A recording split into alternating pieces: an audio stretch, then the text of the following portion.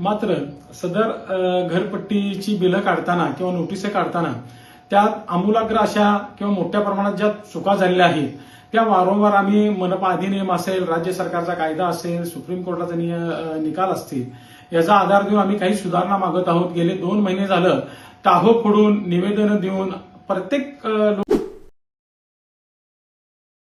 सांगली, मिरज आणि कुपवाड शहर महानगरपालिकेने भांडवली मूल्यावर आधारित जे आता घरपट्टी लागू केली आहे त्या भांडवली मूल्याच्या ह्या धोरणाला आमच्या वाढीव घरपट्टी कृती समितीने पाठिंबाच दिलेला आहे. मात्र सदर घरपट्टीची बिलं काढताना किंवा नोटिसा काढताना त्यात आमूलाग्र अशा किंवा मोठ्या प्रमाणात ज्या चुका झालेल्या आहेत त्या वारंवार आम्ही मनपा अधिनियम असेल, राज्य सरकारचा कायदा असेल, सुप्रीम कोर्टाचा निकाल असतील याचा आधार देऊन आम्ही काही सुधारणा मागत आहोत. गेले 2 महिने झालं टाहो फोडून निवेदन देऊन प्रत्येक लोकशाही मार्गाने आम्ही त्यांना सांगण्याचा प्रयत्न केला. मात्र महानगरपालिका प्रशासन असेल, सत्ताधारी पक्षातील काही नगरसेवक असतील, काही अपवादात्मक नगरसेवक आमच्या बरोबर आहेत, त्यांना सुधारणा पाहिजे, ते जनतेबरोबर आहेत. मात्र एवढं करून सुद्धा प्रशासन असेल, सत्ताधारी असेल हे ऐकायला तयार नाही.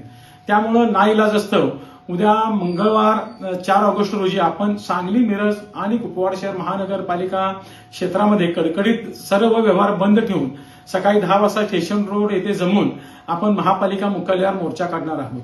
आपल्याला कुणाला पण त्रास देऊन, कुणाचा व्यवसाय बंद करून आपल्याला काय साध्य करायचं नाही.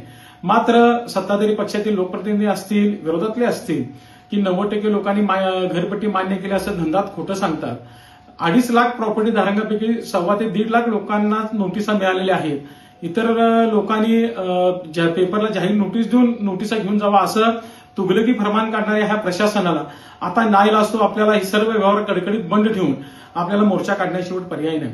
सदर आपल्या उद्याच्या बंद आणि मोर्चासाठी सर्व भाजप वगळता सर्व राजकीय पक्षांनी, सर्व सामाजिक संस्था, सर्व असोसिएशन, मग बेकरी पासून व्यापारी महासंघ असेल, चेंबर ऑफ कॉमर्स असेल, पानपट्टी असोसिएशन असेल, भाजीपाला संघटना असेल, हमाल बांधव असेल, रिक्षावाले असतील, सर्व घटकांनी आपल्याला पाठिंबा दिलेला आहे. त्यामुळे उद्याचा मोर्चा आपण यशस्वी करू.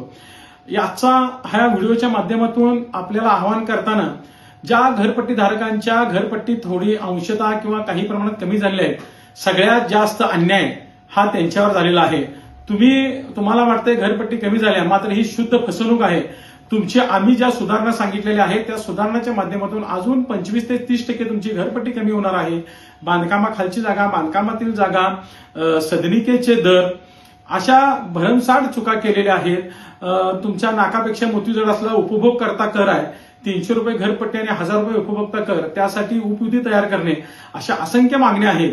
त्यामुळे समस्त महापालिका क्षेत्रातील नागरिकांना माझी हात जोडून कळकळीची विनंती आहे, आपला रोष, आपला विरोध दाखवण्यासाठी उद्या आपण खरोखर एकत्रित येऊन हा आपला निषेध नोंदवा आणि आपल्या मागण्या मान्य करून घेण्यासाठी ह्या मस्तवाल प्रशासनाला, सत्ताधाऱ्यांना आणि आपल्या मागण्या मान्य न करणाऱ्यांना धडा शिकवण्याची हीच खरी वेळ आहे.